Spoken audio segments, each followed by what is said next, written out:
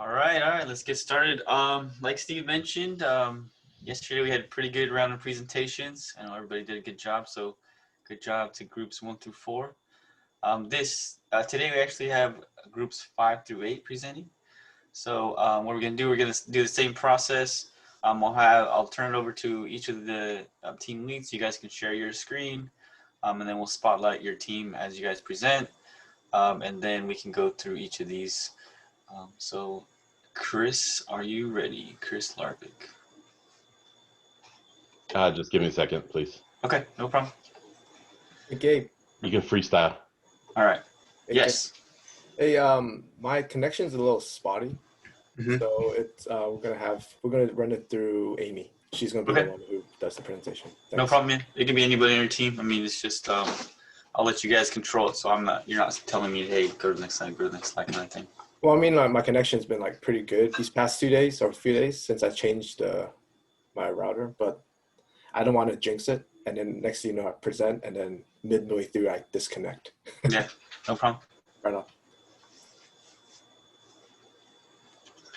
All right. So Chris's group, I believe it's changes after takeoff. So his group was working on that this past couple since the last takeoff, since the last offsite. So Chris, you ready? We are ready. All right, I'll hand it over to you. You guys can see my screen okay? All right, so this is our changes after takeoff group. I'd like to introduce the team. So first of all, there was me, I was the team lead. We had Amber Abraham, Chris Almohela, Farzad Pajan, Jonathan Bo, Salvador Uloa, Sean Dooney, Tony Lee, and we also added in a project manager. We felt it was important to do that for this group. So Matt Meyer was a special guest. So with that, I'll turn it over to Amber.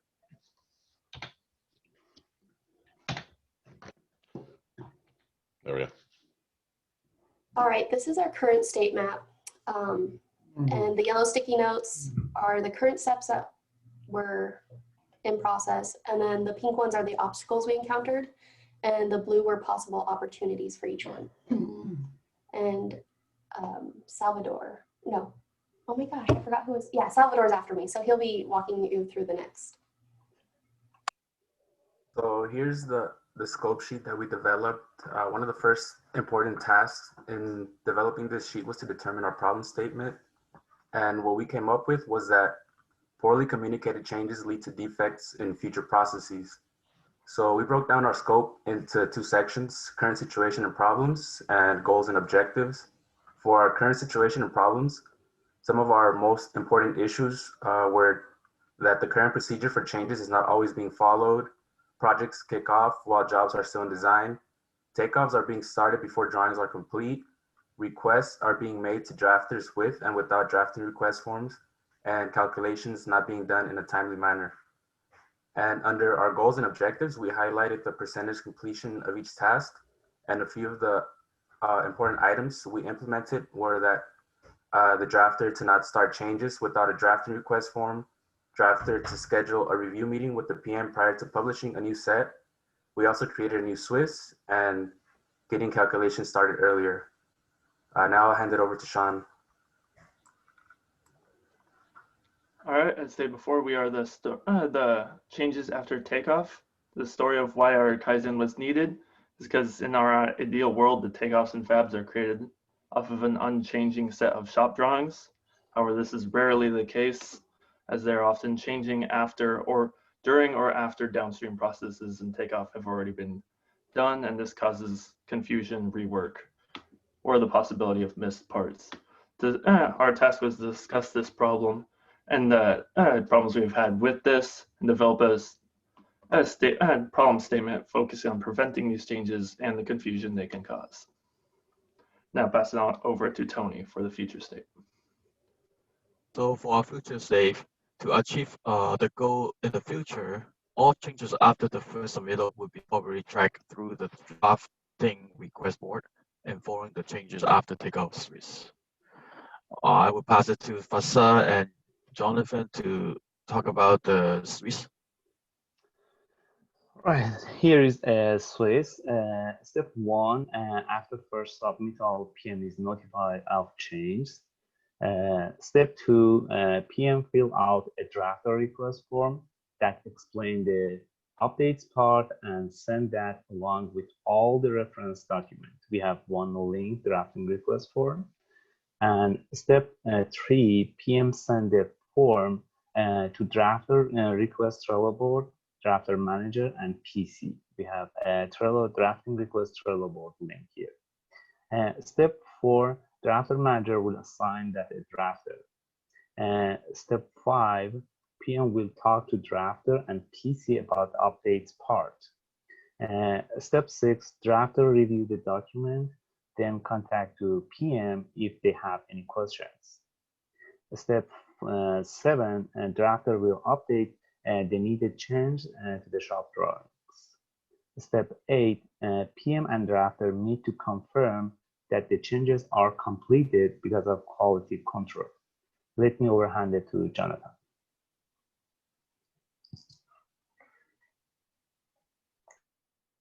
You mute, Jonathan.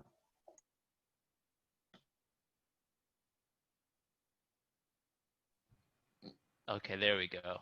After the drafter submits, completes the changes, he'll submit it to the proper parties involved. And the next step is moving the card in Trello from doing to done, which will trigger a new card to be created on the Takeoff side.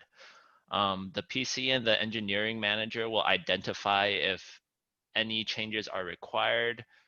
If no changes are required, this process is complete. However, if changes are required, the PC will go over them with the PM to make sure nothing goes wrong. Afterwards, the PC will schedule the resources to accommodate the changes. Once the PC is done with the changes, they too will move their Trello card to complete, and after the changes are all completed, the Trello card will be archived and the entire process is complete. Chris Amuelo will go over our open items.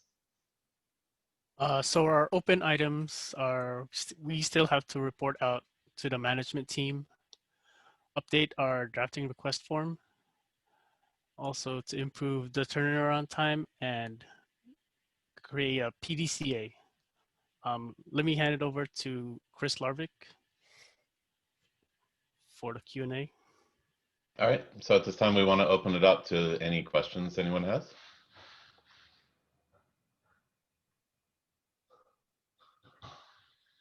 Just one at a time, please.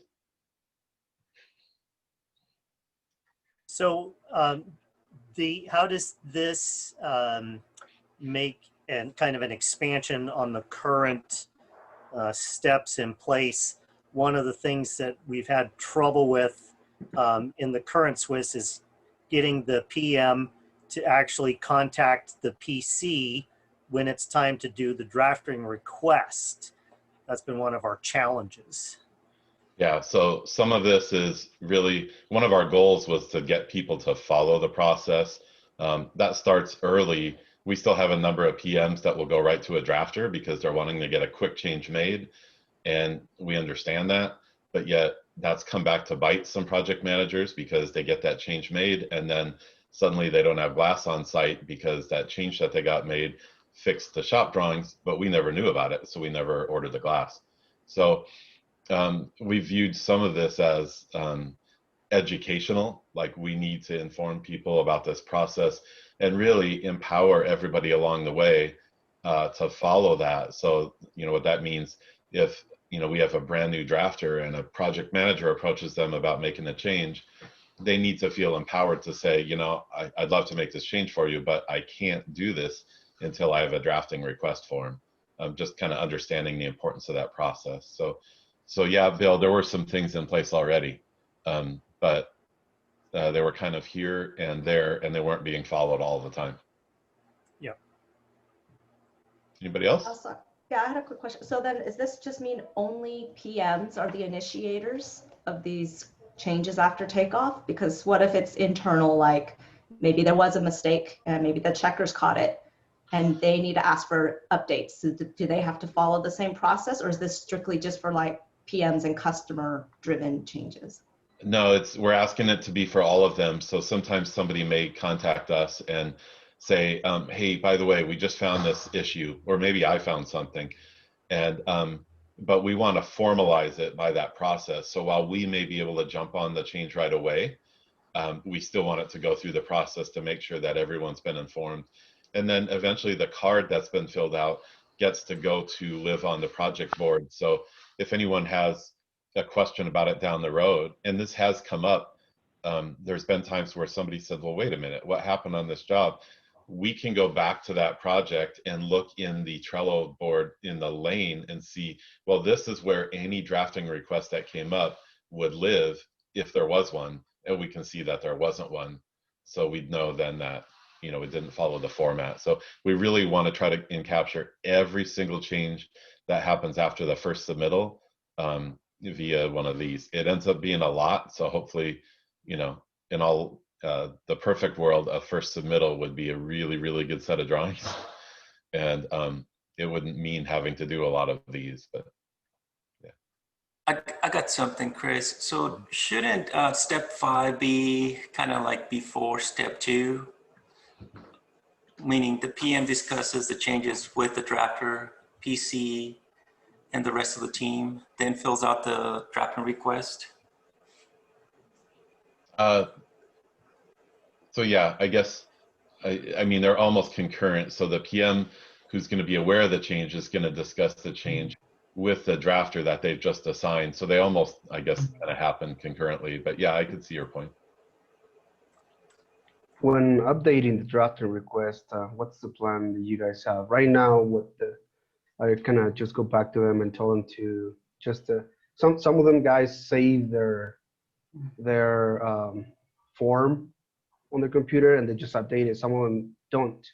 So maybe it just needs to be a step for them to actually make the form and save it on their computer, and then from there they can do the updates. Because I've gotten a couple of ones where they don't save them and they just got to start a new one. That's where sometimes they're like, oh, I don't want to do it, or whatever, you know, it takes too long, whatever it is. So yeah. So thought that this was linked to the drafting request form, but I don't think it goes. I'm going to try one more time. You're not sharing your screen still, right? Oh, I'm not. Sorry. Sorry, I turned it off so we can see the question. Oh, okay, I see. So there's a link here. It looks like we may need to fix that link. It doesn't open up the actual form, but in the form, let me see. I think I can.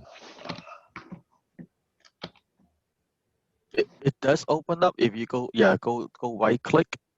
It does open up the form.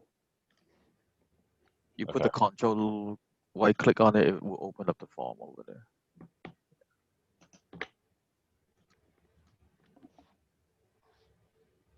Javier, I think what you're saying is the PM doesn't want to have to fill in all the project information every single time. Is that what you mean? Like they want a copy or a template made for their project?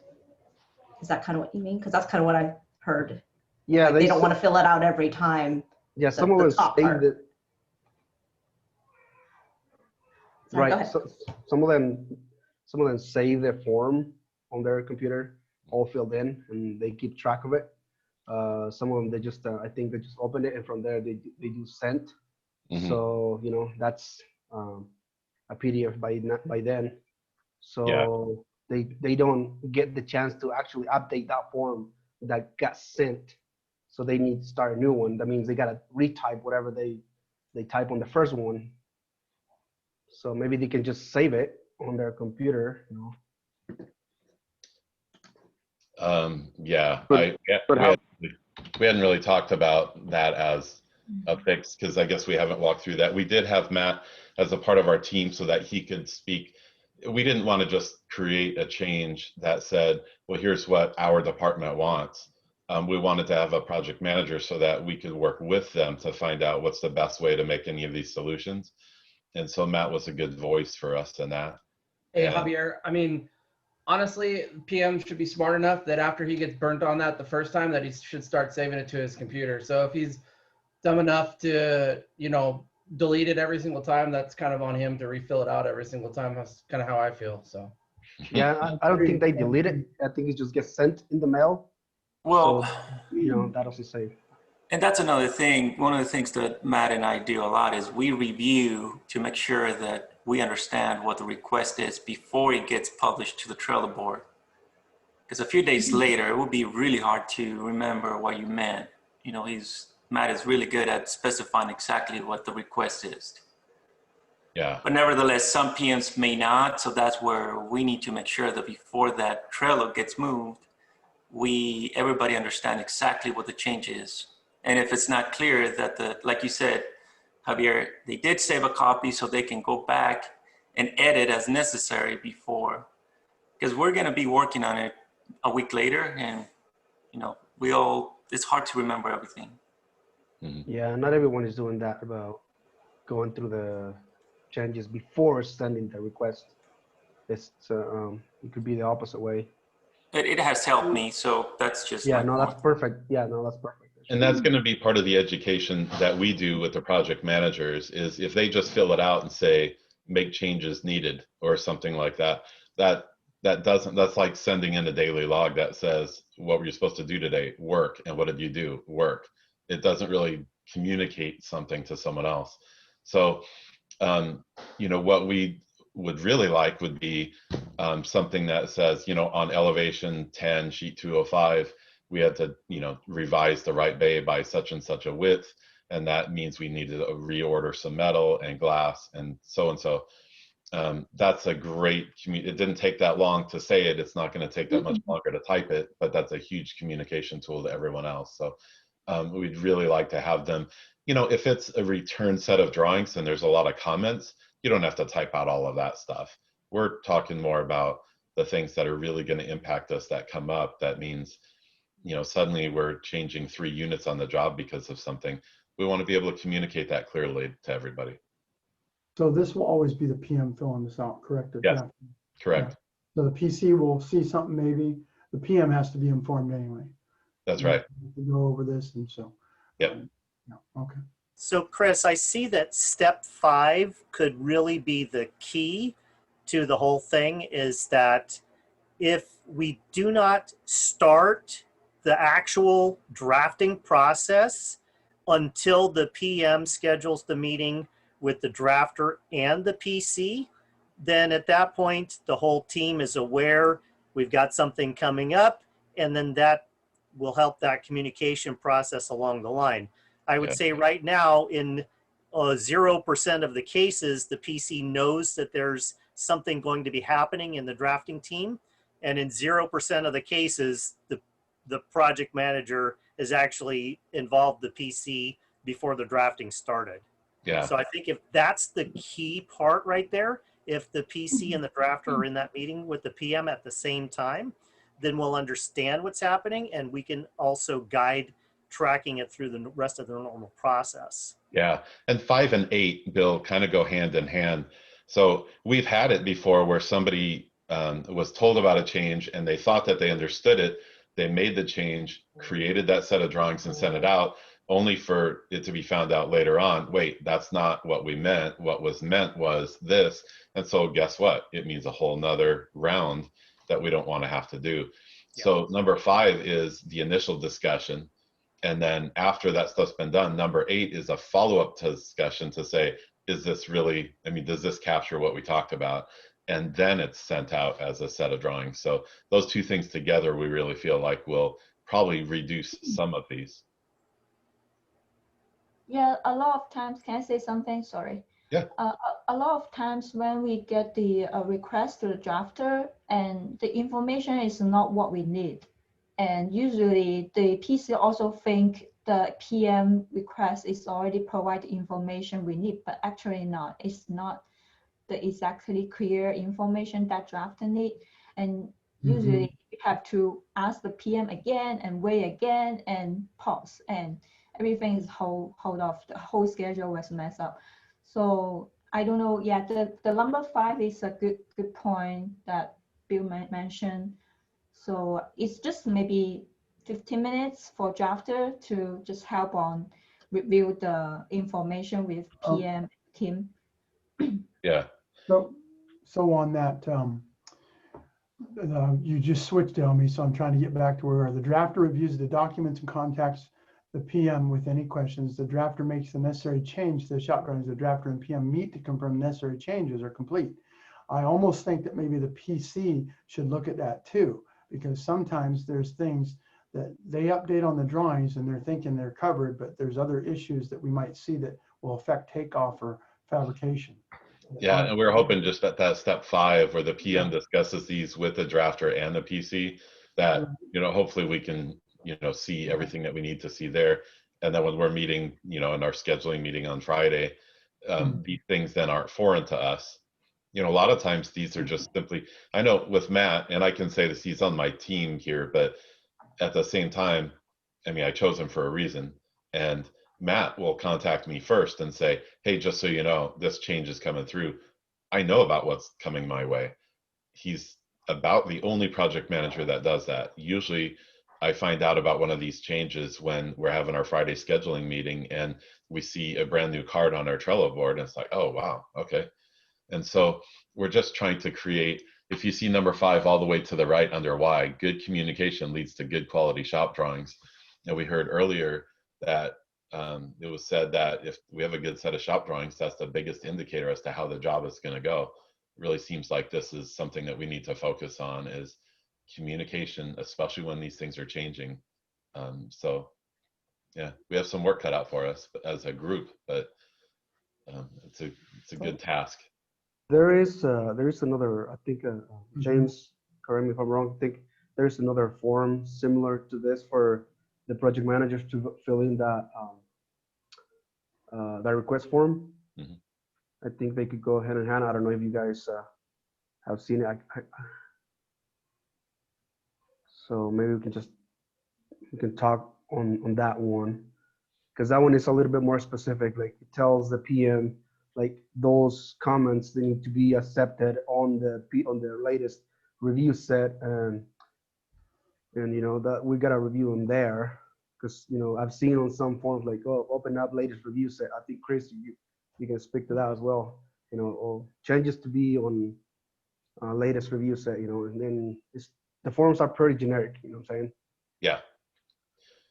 And they allow generic answers to be filled into the blanks too. So right. That's one of the things that when we had asked for changes to be made to it, we're asking for some kind of just some clarification. We don't need like a whole redesign, but we've certainly asked on the form to make sure that the project manager is being clear and giving, you know, detail and elevation references when they're talking about something, other than just saying, here's some revisions. Yeah. We got a question in chat from Sahar. It's a really good question. Can you unmute yourself, Sahar, and ask your question? Yeah, I was thinking as sort of a PDCA, have you guys looked at the type of changes that usually occur after takeoff, to see if there's a pattern, or if we could prevent it, or if we could anticipate it and make space or make room for that? So to answer your question specifically, we haven't talked about that. That's a good idea. Yeah, we can talk about that as a group, as one of our PDCA items, and see. I know it will run the gamut from somewhere between mistakes and redesign, but certainly kind of having a better understanding of what kind of things are happening, and is it more mistake related or is it more design change, then that can help us to hopefully cut out some of that if it's mistake related, especially. Yeah, good idea, good thought. Hey, do we archive those drafting request forms after they've been completed? I don't know where the drafting request form goes after. Matt, can you speak to that? They're archived. Okay. In Trello. Okay. So they're searchable. Like, if you go into Trello, and then you could search for them if you had to. But real quick, back to Javier's point, you were mentioning you know, as the PM goes through those items, that they're marking those as accepted, correct? Yes. That's part of a separate Swiss. So on line or step 2 there is a link to that drafting request form. So in that Swiss, it shows how the PM goes about accepting those items. James, I think Javier mentioned sometimes drafting requests, PM didn't attach a document, just they mentioned, okay, look at the Bluebeam accepted, comment, right, Javier? Yes, I mean, that's the preferred way to go, is having that in a Bluebeam session. Sometimes if you have separate attached documents, those can kind of get a little lost. So having like one place for markups is the best way to go. All right, perfect. All right, good discussion, guys. Thank you for Team 5. Zach, if you can unmute everybody. Clap Good job, away. guys. Woo! Yeah.